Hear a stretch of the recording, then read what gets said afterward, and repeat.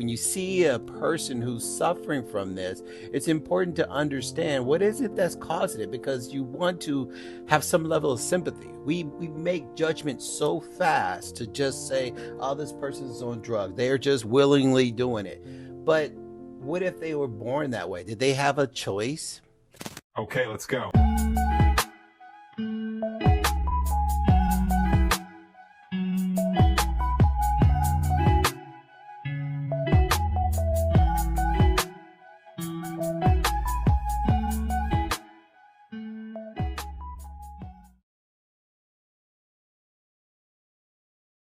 Hello, everyone, and thank you for listening to Coaching to Change.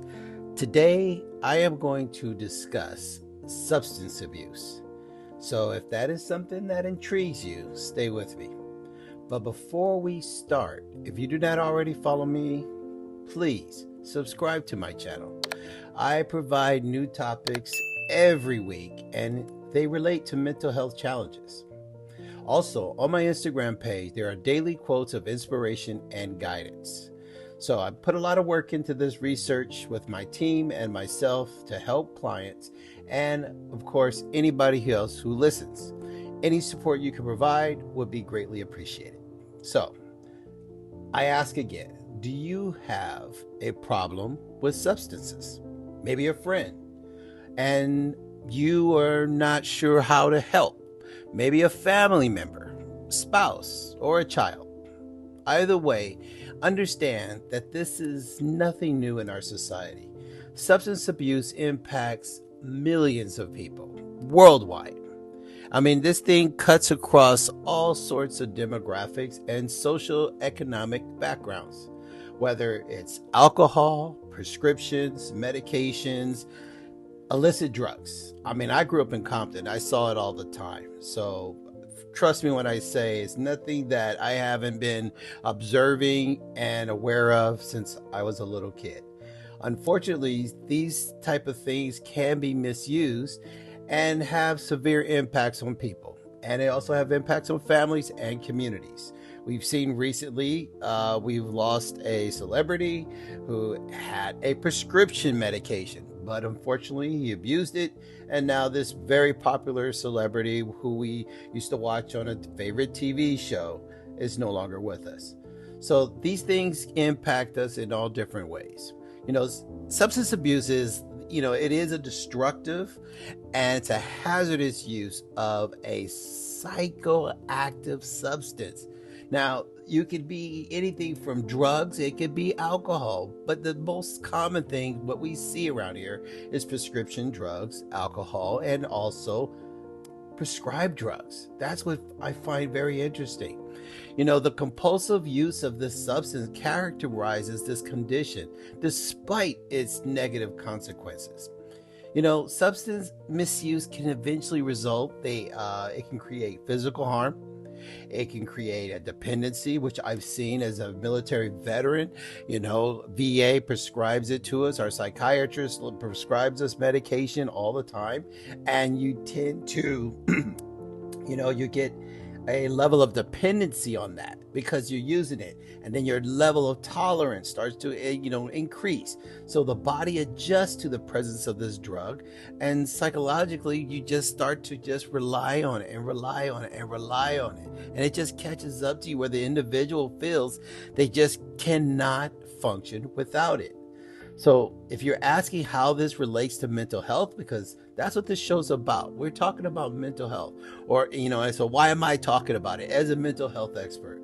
Well, you heard me say dependency. Well, that dependency evolves from a level of comfort. So we're going to talk about the different things, and we're going to talk about, for instance, the cause of substance abuse. Let's start from a position where we can understand it, because it is a complex problem with many underlying elements. These elements can be, they can be classified as biological, psychological, and they also have, which again, I mentioned I'm from Compton, so there are social influences. So let's start with one of the three that I mentioned. Let's discuss biological. So understanding biological factors, there's genetics. Genetics does play an important part in the development of substance misuse. I remember in the, I don't know, I want to say the 90s, I recall how we've had this entire, maybe the 80s, I apologize, probably the 80s, this whole cocaine epidemic. We saw a lot of pregnant moms, using drugs, and it was a big push and a big thing about children being born already addicted to drugs. So that's an example of what biological factors are, what it relates to. Research indicates that people with a family history of addiction are more likely to acquire the substance or disorder themselves. And I just gave you a very obvious example. This genetic, the predisposition can be coupled with changes in the brain chemistry, notably in parts of the brain that regulate the pleasure and the reward. And so it's a very unfortunate situation. But over time, repeated substance, it'll alter those brain pathways, making it increasingly difficult for individuals to resist their urge to use it. In some ways, when you see a person who's suffering from this, it's important to understand what is it that's causing it, because you want to have some level of sympathy. We make judgments so fast to just say, oh, this person's on drugs, they're just willingly doing it. But what if they were born that way? Did they have a choice? So there's another factor I mentioned. There's psychological. Substance misuse is strongly associated with mental health disorders, and that is related to what I always talk about on my show, which is anxiety. There's sadness, and one of my main topics that I discuss, especially as a military veteran, is PTSD, post-traumatic stress disorder. Now, I have discussed these components on my podcast, and although I never get too specific on some of the setbacks when experiencing PTSD, but I have many veterans that I talk with, and they have fallen victim to this. And the sad thing is that it was not even related to the street drugs. As I mentioned earlier, sometimes we have the prescription to back it up. You start with an injury, fellow vet got hurt, and you get a prescription, and then it just sort of evolves from there. Many individuals turn to drugs or alcohol as a form of self-medication. That comes from just, allowing it to kind of make you feel a little numb, I guess is the best way of saying it. Attempting to alleviate the symptoms of their mental health conditions. Because again, we talked about that on the show many times, about the depression and anxiety, the stress factors. And these are all things that are very important, and it's tough to manage if you don't know how to manage it. But we're going to talk about that later on. However, the frequency of dealing with this, the various cycles in which substance usage worsens the, mental health, it further drives the individual to continue to use it. So it's almost like, going down a mountain of snow where you just continue to go and slide. And before you know it, you're at the bottom and you're probably looking for the next ride. You have the level of adrenaline or the numbness, but at the same time, you have the factor of how it makes you feel. And, it's tough because, the challenge is, whose fault is it? Who do you blame? Is there accountability? We have an individual who might commit a crime because he's on some sort of, substance situation. And we look at it from a blind approach, how we manage that in the legal system. And is it always fair? I have another show that I've done, another podcast I've done early on under the Dr. Bryant Speaks podcast. And I talked about Veterans Court. And I hope you go back and listen to that, because it does discuss how some of the counties in our country are recognizing how veterans are suffering from challenges and committing crimes. And they're taking a second look at understanding if this is something that we can hold them accountable when they actually don't even realize what it is that they might be doing. So that's something for you to listen to if you're not familiar with Veterans Court, or just simply the alternative methods of our legal system.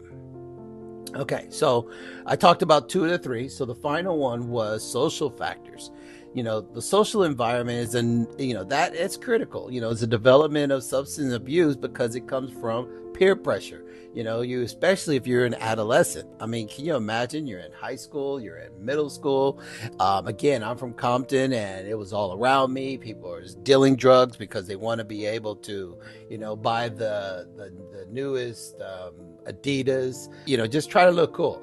And drugs are either you're consuming it, selling it. But one of my best friends, he actually did both, and that can lead an individual to experiment. And again, it's not just drugs, but it's also alcohol. So the exposure to all the environments where substance use is normalized, and that's what it was in my city. It was normalized. It was not a big deal for somebody to use drugs. I mean, I look back to my past, and I'm actually pretty shocked at how common it was to see somebody, almost like it is now. We see somebody smoking weed because we passed laws depending on the state, and the use of marijuana is okay, no big deal. But that's how it was when I was a kid. So in the mid 70s, late 70s, early 80s, that's what it was, even though it was illegal. So, and also, I'm not just talking about marijuana, I'm talking about other types of drugs where it involve pipes and snorting. And the likelihood of developing that can rise in the absence of social support if that is a common use of substance abuse. I mean, it's a disorder. Poverty, unemployment, restricted access to health care, and education are all important social economic variables in the incidence of substance misuse. If you're scratching your head about that, trust me, if you're in a low income area, or if you're unemployed, or you don't have access, sometimes people try to use this as ulterior alternatives.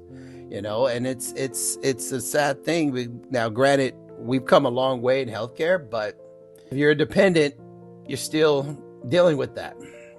I mean, if you've been a long time subscriber, that like I said, I grew up in Compton and I was surrounded by this, so it was very common to sell it, use it.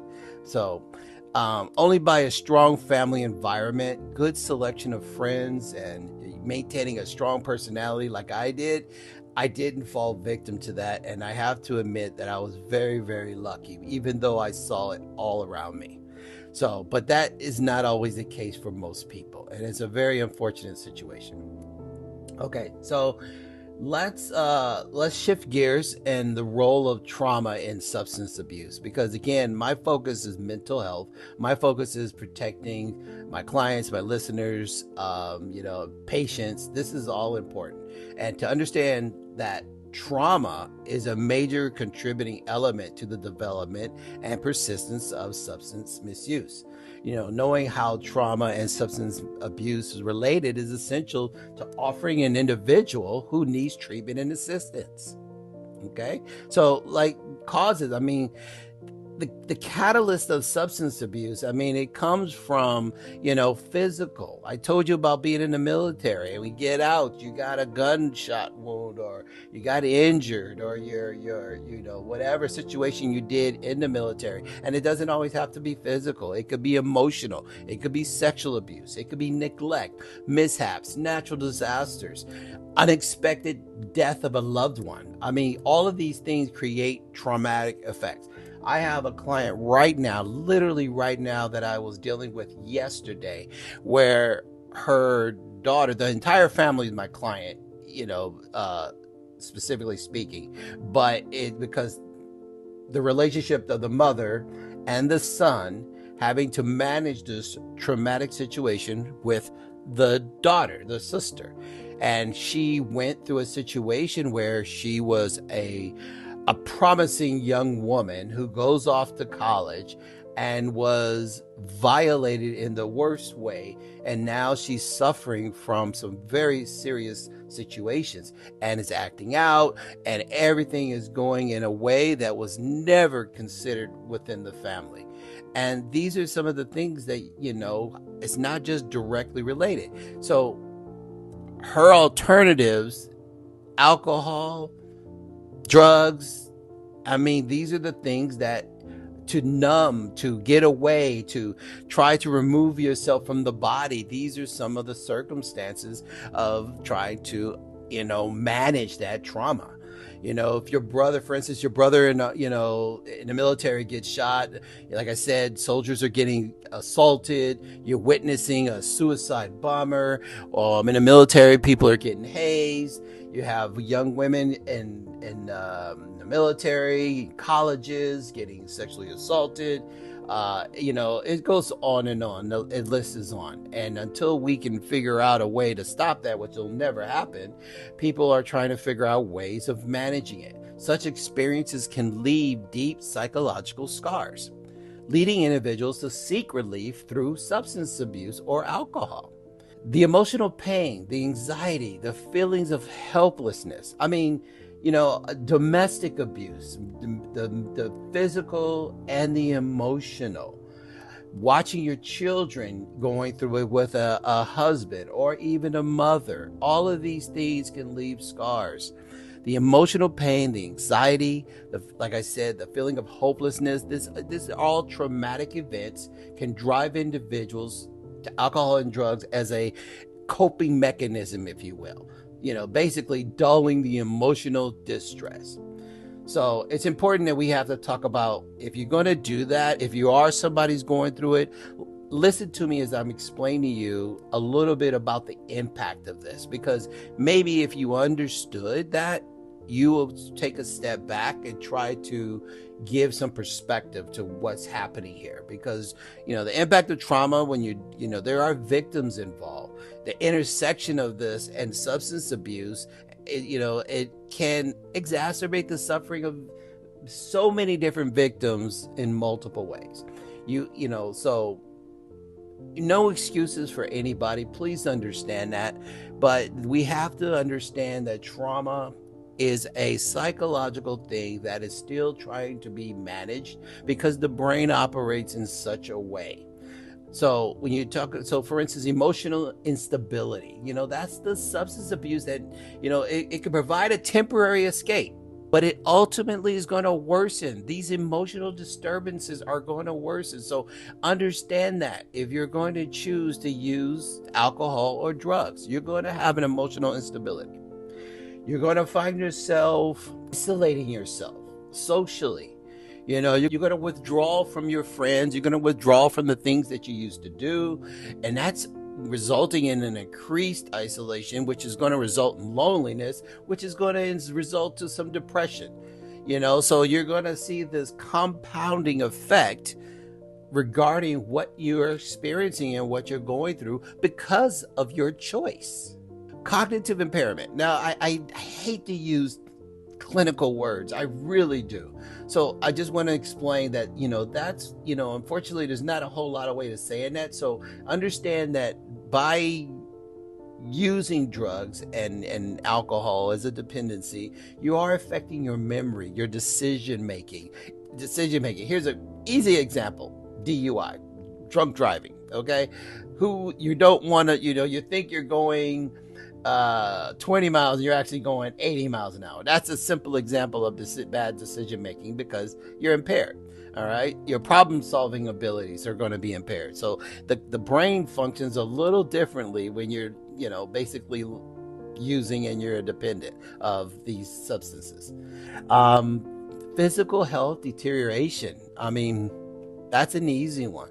When you combine that with the stress of trauma, the body's ability to recover it's going to further compromise it. It's going to basically lead you to severe and prolonged health issues.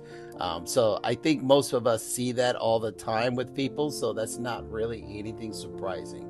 So, now I know this show is about coaching, and probably some of you probably going, well, Dr. Bryant put his, psychology hat on, and many of you are probably thinking I'm crossing into something more complex, that requires a psychologist and a psychiatrist. And I get that.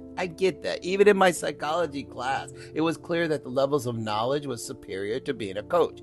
That's why I chose to, pursue my doctorate in psychology. I wanted to understand, if I'm going to be a master coach, I want to also be a psychologist. I want the best of both worlds. And I understand the things that I learned in psychology, yeah, it gives me a really strong foundation of awareness. Okay. And I'm not denying that, but I have to be honest with you. When studying psychology, even at my doctorate level, it comes off very clinical. So the average person that I want to help may not always, understand and interpret what I'm trying to get through.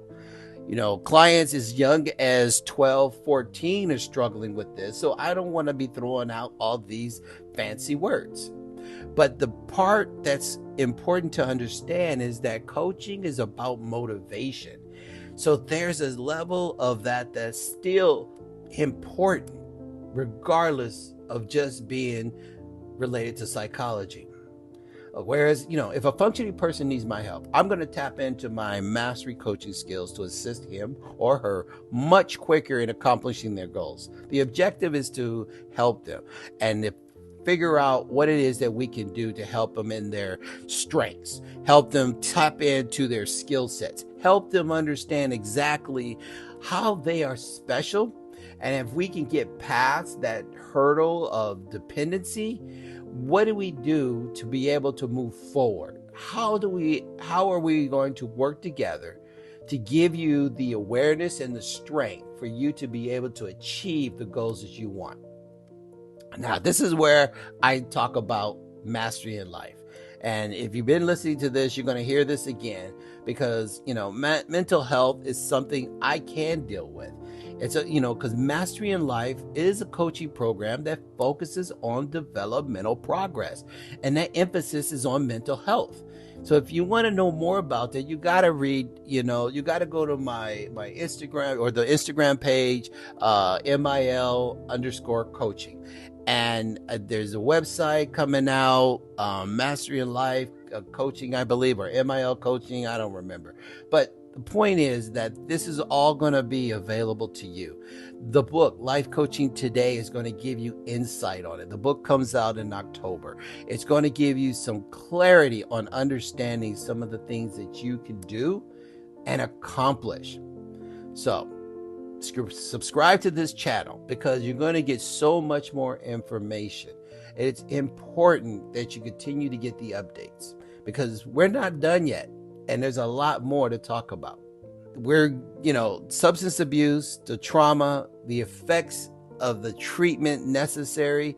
This might be, again, outside the scope of coaching, depending on the complexity of the problem, but I will quickly mention because it's important. It's very important for people to understand. And there's articles that I have written about this stuff. If you go to my website, Dr. Aaron P. Bryant, you'll see information on there. I have pages and pages on the blog page that will give you all kinds of details. But to effectively treat an individual suffering from trauma and substance abuse, I want to break that down for you. I want to give you that today because it's important. And let's talk about some of the key elements to include that. So you have trauma-informed care.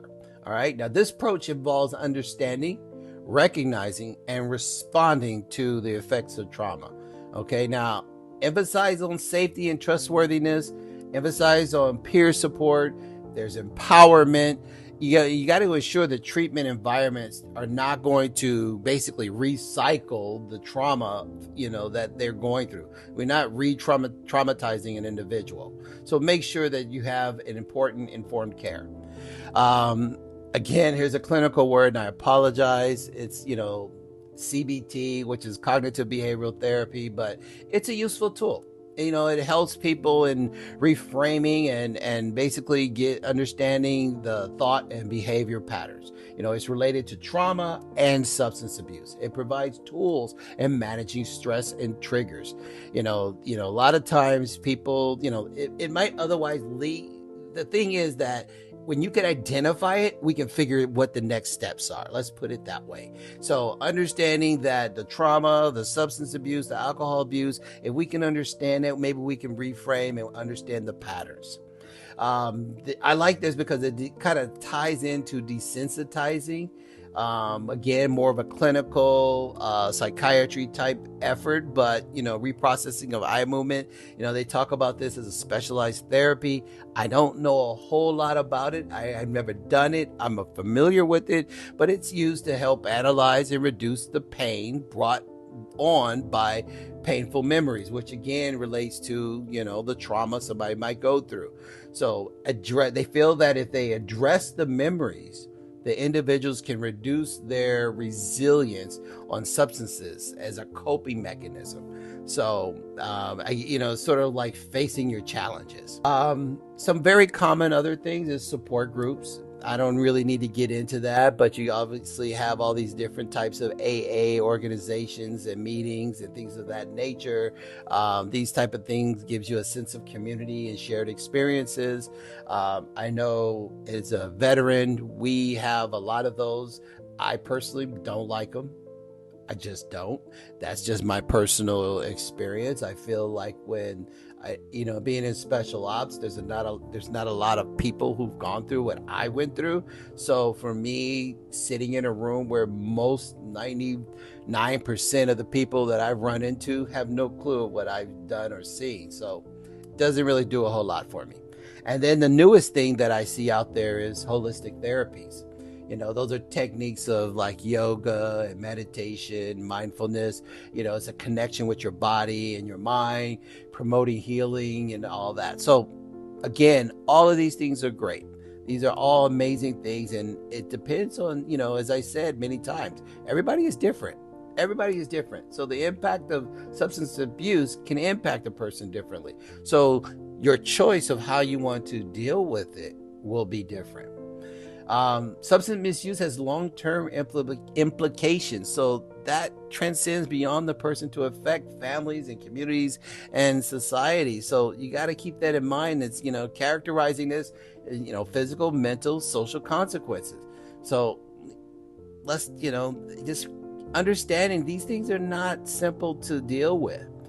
So how do we try to mediate it, or how do we try to avoid it? I mean, the obvious thing is, unless you're born with it, or even still, early intervention, avoiding it altogether. How do we do that?